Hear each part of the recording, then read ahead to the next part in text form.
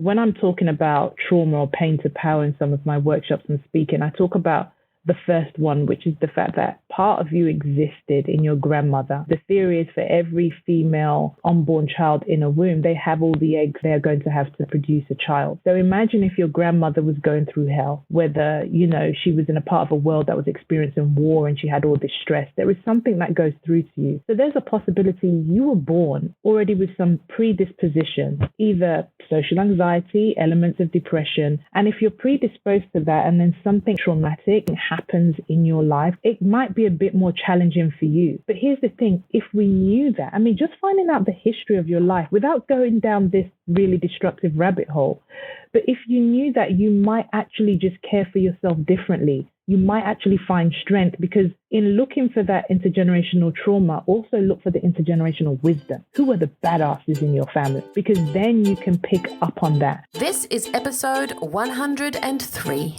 I am so happy that you're here, and thank you for joining my show, your coach, Helen Yuskovic. I am on a worldwide mission to help people get confident in putting themselves first, because I used to put myself second my whole life. And because of that, I experienced every unhealthy relationship possible. An unhealthy relationship with myself, my health, my wealth, my intimate relationships, my family, my friends, and my career. I'm now living in an abundance that I used to just dream about. So I want to pave the way for you too. It's time, guys. It's time that you live in the life of your dreams as well. So let's take a step towards that right now. P.S. Subscribe to my podcast on your app now so that you always tune in to my new episodes.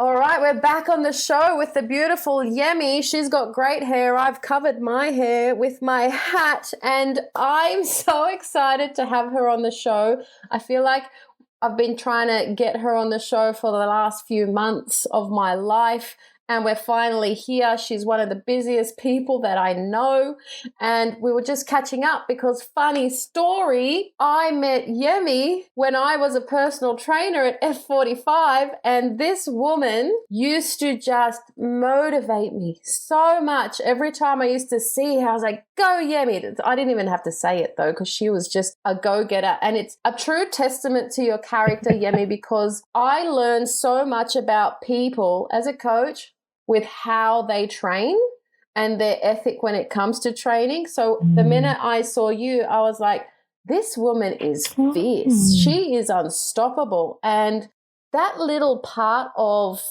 life that we got to share together was so magical, because I got to see you just shoot off like the star that you are. So welcome to the show. Oh my gosh, what an intro. Thank you for having me. I think you've just taken me back, because I need to go find that Yemi you saw, like however many years ago it was it 4 or 5 years ago? I need to go find her back, because, these lockdowns kind of took a little bit of an edge off of me. So I love that you just reminded me, because, I was on fire, but it was matched, Helen. It was matched. I remember you coming in, there was something about your energy. It felt like you saw, it's going to sound so woo-woo. It felt like you saw my soul. Like it wasn't me. There was nothing about my body, my skin, my hair, my nothing. You just saw me, and I loved that. And I never knew what the name was. I loved it. And to be honest, Macquarie Park F45, where I met you, is what made me fall in love with F45 and go on to open my own. So, Isn't it funny how you leave an impact on people and you don't even realize what sort of impact that was? Yeah, agreed. Oh, such a beautiful reminder. I needed to hear that today. I needed to hear it, so thank you. I'm so happy. And Yemi, so welcome again to the show. To the listeners that maybe don't know Yemi Penn, she is, I don't even know where to start. She's one of the most unique people in the world. She has an amazing story. And before we kick off the show, Yemi, can you just tell us a little bit about your story, how you got to where you are today and a few of the things that you've done in your life, because there's just too many to mention. There are. I mean, I've just recently come up with this thing because people try to figure out what's the best way to introduce Yemi and to make your life simple on everyone. I'm a curious rebel. That literally is the best way I can put it. But if I was to go a little bit deeper, so I relocated to Australia 8 years ago. On paper, it was to get a job, but really it was me running away from trauma. I'm an engineer by profession, so I had an engineering job role. I'm really privileged to have a great education. But then I think about a year to 2 years in and doing the work on my own trauma, I started to realize, what else can I do in life? Surely this 9 to 5 hamster wheel is not the only way to go. And that was where my entrepreneurship kind of energy came through. And I started to take risks. I mean, risks that, I have not been raised to take. Like, you do not leave your job. I mean, and I'm a single mum to 2 kids. And so I started to get really bold. And I think that was because I was in my early 30s and I thought, I've got one life. It's just me. What am I going to do? Am I going to try it or not? And it was the biggest payoff. I mean, there was a lot of fear, but biggest payoff. And, I went on to open up my gym in London. I opened up my consultancy. I wrote my first book.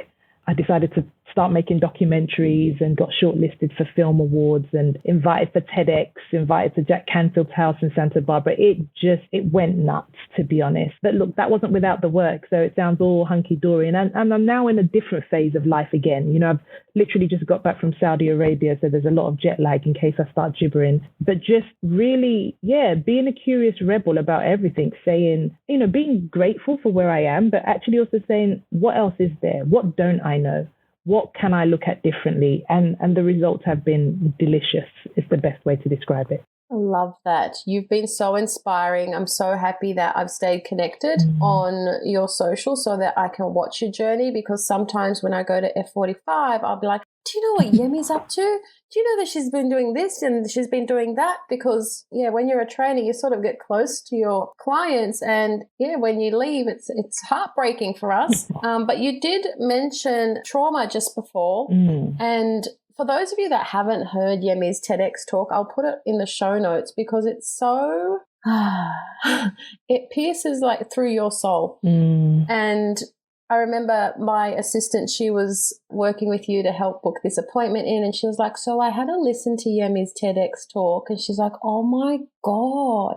I said, I know, she's an amazing woman. I'm so blessed to have her on the show. And so let's talk about trauma a little bit. Can you tell me how you define trauma, and can you share your experience briefly and the journey maybe that it's taken you on? Because I feel like, this has been maybe the catalyst of how you just became so bold and took so many risks, and you just ripped yourself wide open for the whole world to be like, here I am. Yeah. I think, the way you've asked the question is probably the best way to kick off. I categorically believe that looking at my trauma and cleaning it, as I say, is directly linked to my creativity. And it's the kind of message that I want to keep on sharing. So for me, I realized when I moved to Australia 8 years ago, because I felt no one knew men, to be honest, I only knew 2 people. I would speak to 1 or 2 people and I'd share my story, and I'd find out more people felt like they had gone through stuff as well. And so I wrote my first book, and there was a chapter in the book called Childhood Trauma. Now, I didn't quite have a definition for it, and I'm now studying a PhD because I'm that curious. I really want to know more about trauma and whether it can be transformative. I believe it can. I just want to find out, how can it be? And can we start looking at the transformative nature of our trauma? Because, Helen, trauma is defined as a distressing or disturbing event. That's the most basic kind of definition. With my research so far, when you start to go into the biological terms, it's like when your whole homeostasis, i.e. just the way your whole body is out of balance, it's out of whack. 2020 probably put everybody out of whack. Maybe a few might not have been, I don't know, and they probably wouldn't be classified as 100% human, but a lot of people are out of whack. So if we know, and I'm not trying to trivialize other events, people have PTSD from wars, people have PTSD from motherhood or not being able to be a mother. There's so many different things. But ultimately, trauma is where it just completely changes and impacts how you see your world because something you experienced was distressing. So for me, that first realization was, when I wrote my book and realizing everybody else kind of felt, oh, that's happened to me too, or I know someone that's happened to. And I was like, whoa, so were you all only going to share this when I wrote a book? Like, are we all waiting for someone to write a book to share it? And that was when I realized, there's something deeper here. And I think that was when I started to find my voice. It was when I started to say, okay, even though I'm an introvert, even though I really don't want to be noticed in a room, I need to start speaking because I am the person I've been waiting for, to try to take the power away from what trauma does. And it went on from there. I started to be inquisitive. I did talk therapy, loved traditional modalities. I mean, I'm, from Nigeria, West Africa, and we have so many different modalities that I may not have understood then, or the West has made it to be something that we should be fearful of, but in actual fact has so much wisdom. And so a lot of my research as well is, what role can traditional cultures play in healing trauma? The minute I opened up to talking about trauma, which I really didn't want to do, if I can be really honest, I really didn't want to do it. It didn't feel like a subject that people were going to be excited to talk about. I'm not convinced media talks about it in the way that we should. But the minute I opened up, Helen, was the minute I got invited to submit my film to the Sony Film Festival, was the minute I got invited to do a TEDx. And that only happened because I was like, okay, yes, I'm ready to do the work on this. And I think that is fundamental to anybody who wants to make a major shift, is looking at their trauma wound. You are so fearless. You are so courageous. That is so difficult to do for a lot of people. So thank you for paving the way, because if you've inspired me and you didn't even know, imagine how many people, we just spoke about this before, you've impacted around the world without even knowing. So thank you for shining that light. You said something amazing. I'm going to quote it. I don't even know if I'm going to name the show this, but you just said, I am the person I've been waiting for. Yeah. That's so powerful. I mean, look, very little knowledge is new knowledge. Somebody else has said that. I know Tarana Burke and Brene Brown said, you are your best thing. That's another version of it. But I truly believe that we are all the people we've been waiting for. It's weird. We've just been told somebody else is going to do that.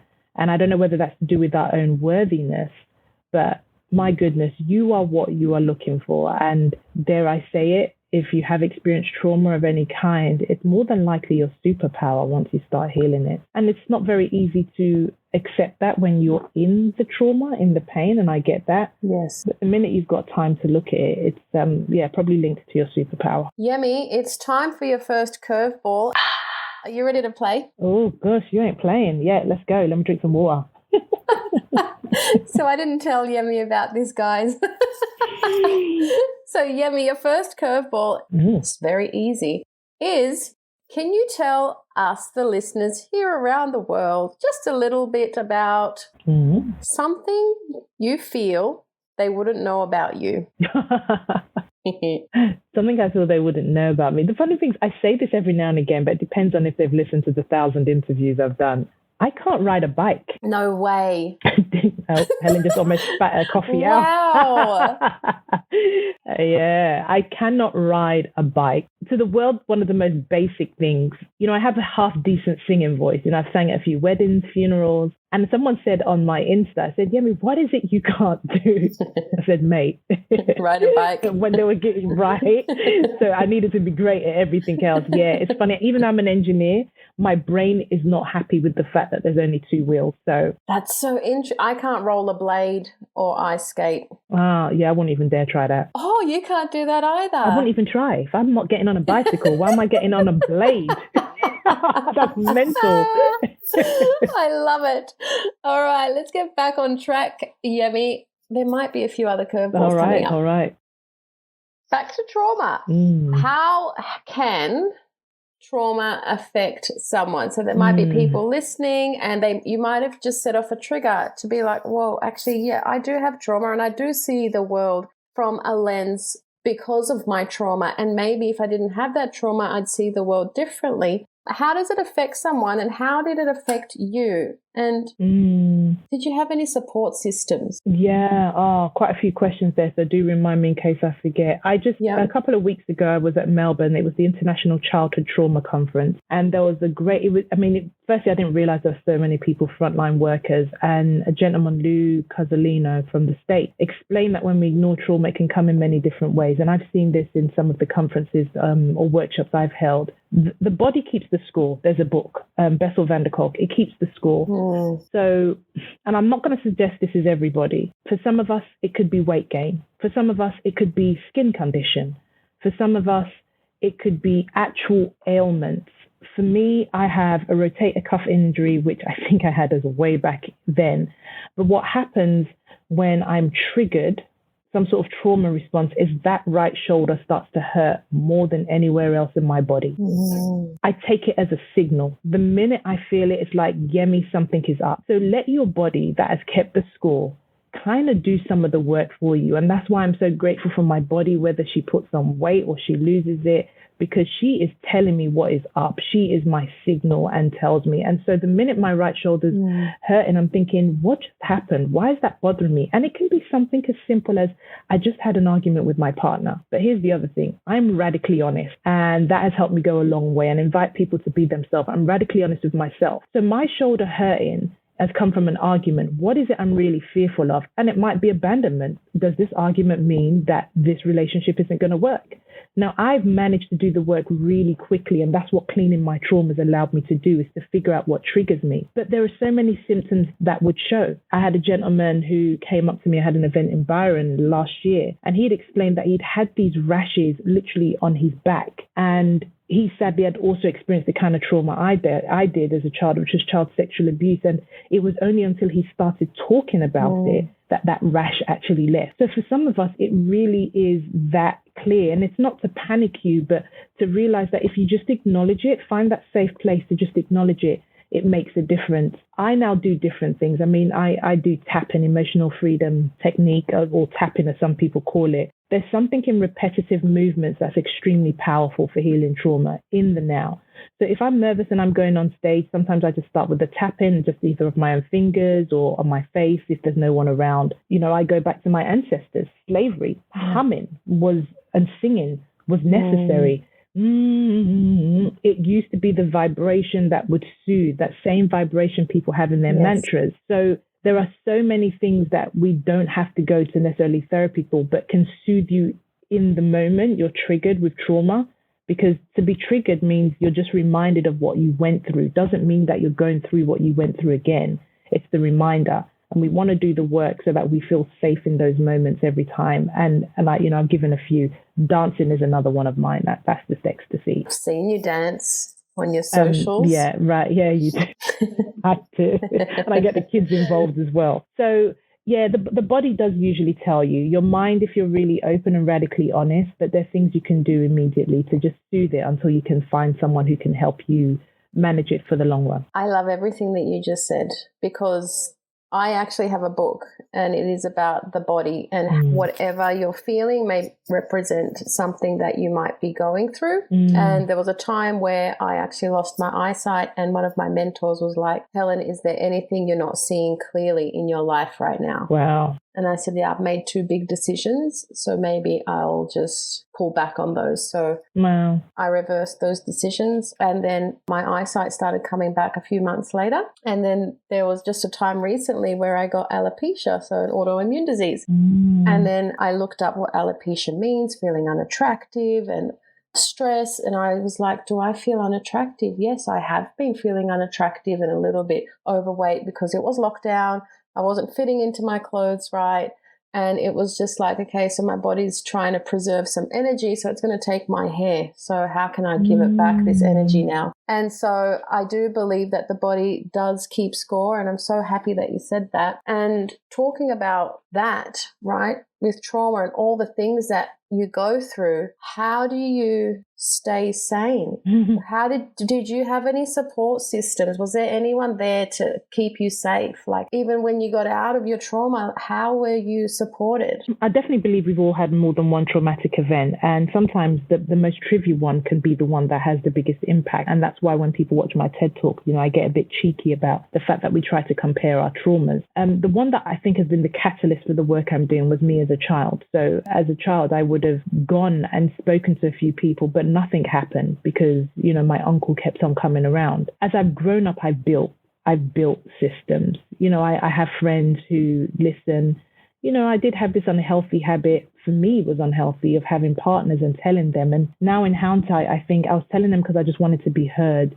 But if I told the wrong person, they may have taken advantage and seen that as weakness. And it's really tricky. But from what I've researched so far, if you have that empathetic support system within the first 6 hours to 3 weeks post a traumatic event, the impact is not as high. Wow. Yeah, 6 hours ideally, but sweet Lord. Wow. Go figure. But if you have that empathetic system, then it's really like there's empathy either from family or friends.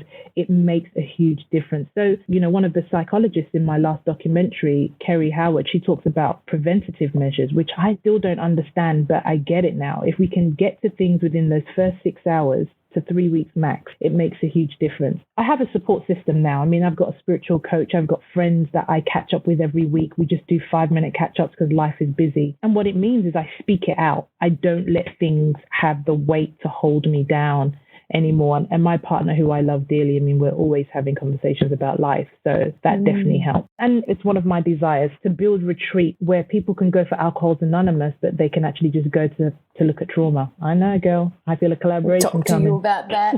Yemi, it's time for your second curveball. Oh.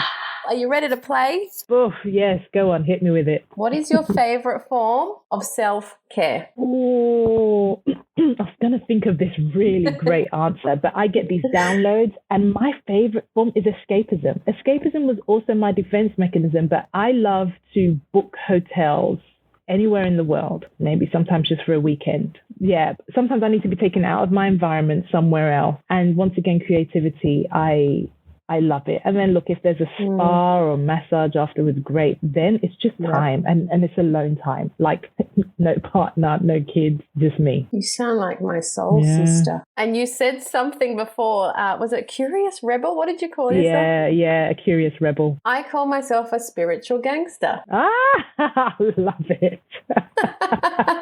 It was so funny when you said that.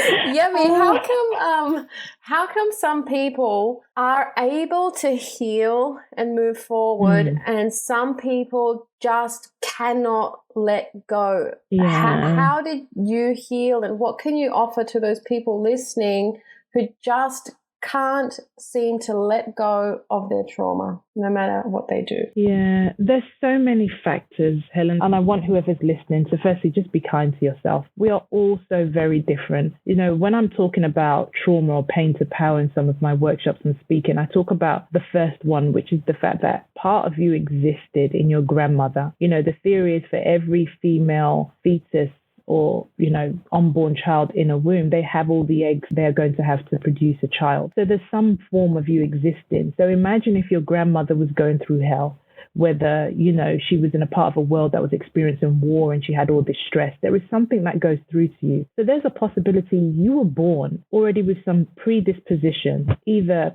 social anxiety, elements of depression. And if you're predisposed to that and then something happens in your life, traumatic, it might be a bit more challenging for you. But here's the thing, if we knew that, and this is where I invite everyone to be a curious rebel, if we knew that, just finding out the history of your life without going down this really destructive rabbit hole. But if you knew that, you might actually just care for yourself differently. You might actually find strength, because in looking for that intergenerational trauma, also look for the intergenerational wisdom.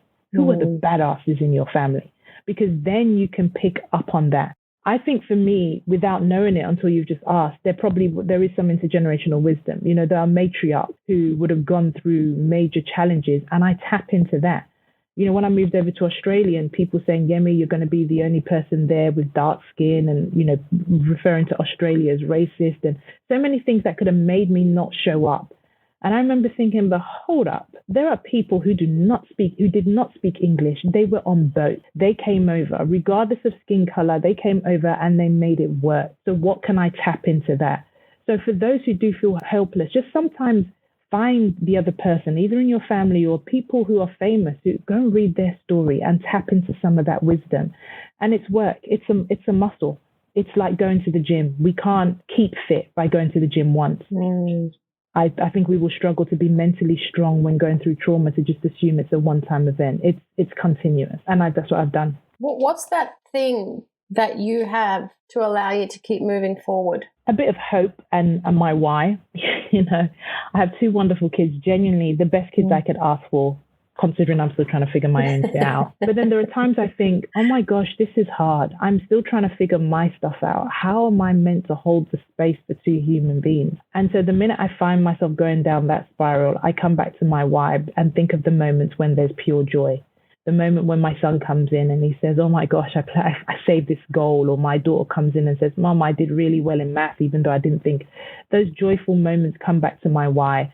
I love giving. If I love giving to people who are potentially strangers that I've never met in an event, what a blessing to have it here. I think sometimes, and you don't have to have kids, it could be a grandparent, it could be a sibling, it could be a pet, whatever it is. My why, I need purpose. And it's a big reason why I left my typical 9-to-5 job, because I needed purpose bigger than profit. I needed purpose bigger than status, but no recognition. So finding out the why, and there's a fine balance, because you can be, I think I'm addicted to achievement. So I'm trying to choose less, if that makes sense, just to get the healthy boundaries. But your hope and why has been really monumental for me. That's beautiful. Yemi, it's time for your last curveball. Are you ready to play? Yes. I love everything around mindset. And your curveball is, how or what do you do to pull yourself out of a negative mindset and into a positive mindset? Back in the day, I used to bitch slap myself with really unkind words, but I don't do that anymore. Honestly, it'd be exercise. I know. It'd be exercise. And trust me, sometimes I am dragging you just see, if you hear someone's foot dragging across the road, it's mine. I don't want to go, but I know what it does, the endorphins. And it has changed. That's why I used to go to the gym in the morning, because I needed to do it when my brain wasn't fully there. I needed to be a robot to do it, because it is tough. But exercise, whatever exercise does, the endorphins, my goodness, give me some of that. And if I can't do that, then it's dance. I put on my Afro beats and I start shaking it to the floor and back up, and I change my state immediately. I'm going to put your socials on our show notes, because I want everyone to go and watch Yemi dance. But you can't bottle the benefits of exercise in a pill. You just can't. You can't drink it. Agreed. You can't. You actually have to move. You have to do it so that you get all of those beautiful endorphins. But before you go today, Yemi, I just want to ask, is there anything that you would like to share? Is there anything else that's coming up for you before you go? Well, no, I just want to say thank you very much. I'd love to connect with the audience. I don't know when this is going to be released, but I've got a Q&A on what it means to be a curious rebel coming up, I think, on the 8th or 9th of September. But if it's out before, then I'll definitely give you the link to share. Absolutely free. I think, we need the space to be curious. But please share that link. People. But let me share that on our socials, because I feel like my audience would love that. Thank you so much for your time today. I've loved chatting to you. And it's so crazy that likewise the amount of time that has passed before I seen you last, and it's just so good to see you. It's like old times. Drop down and do some burpees, girl. That triggered my right shoulder.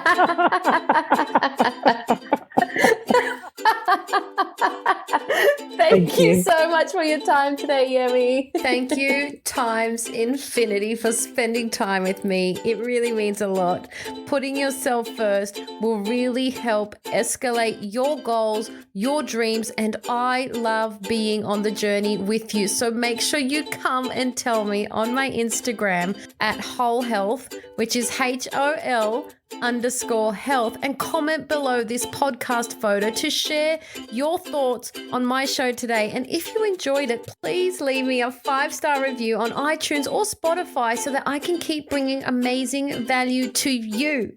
I'm sending you truckloads of love, power, and joy. Bye for now.